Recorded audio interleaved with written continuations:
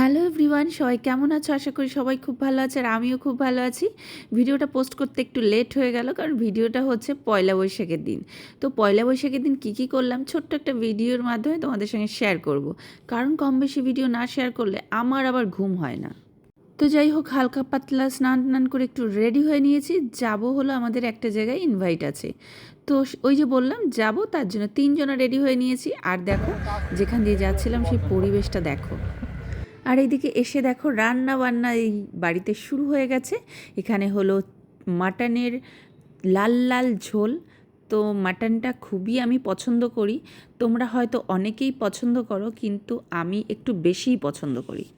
তো যাই হোক, সবারই হয়তো এই দিনটা দেখেছি, সবাই খুব সুন্দর করে কাটিয়েছো, আমিও খুবই সুন্দর করেই কাটিয়েছি। আর এদিকে দেখো ডালও রান্না হচ্ছিল তার সঙ্গে।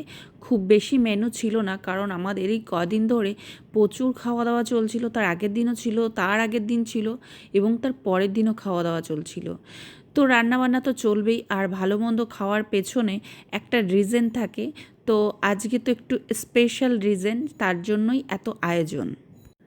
তো যাই হোক, তারপরে আমরা সারা দিন অনেক গল্প মজা আনন্দ করেই কাটিয়েছি। তারপর খাওয়া দাওয়া করে একটু রেস্ট করে নিলাম, কারণ আমরা যাবো আবার একটু ঘুরু করতে, তার জন্যই একটু ভাত ঘুম দিয়ে নিয়েছি। আমরা বিকালবেলা হাঁটতে এসে এই যে আরেকজন হেঁটে দৌড়ে হাঁপিয়ে গেছে, এই জন্য বসে পড়েছে। যাই হোক, আমি এখনো দৌড়াইনি। এত সুন্দর পরিবেশ তোমাদেরকে দেখাই, দেখো কত মাঠ দেখায় পেছন ক্যামেরা দিয়ে। এই যে শুধু মাঠ আর মাঠ। এটা কি কি গাছ? এটা বটবটি নাকি? হ্যাঁ, এই যে আর এদিকে দেখো, আমি মটরের জল দেখে জাস্ট পাগল হয়ে গেছি। আর প্রচণ্ড গরম ছিল, তার জন্য এই জল দেখে কি আর নিজেকে সামলানো যায়?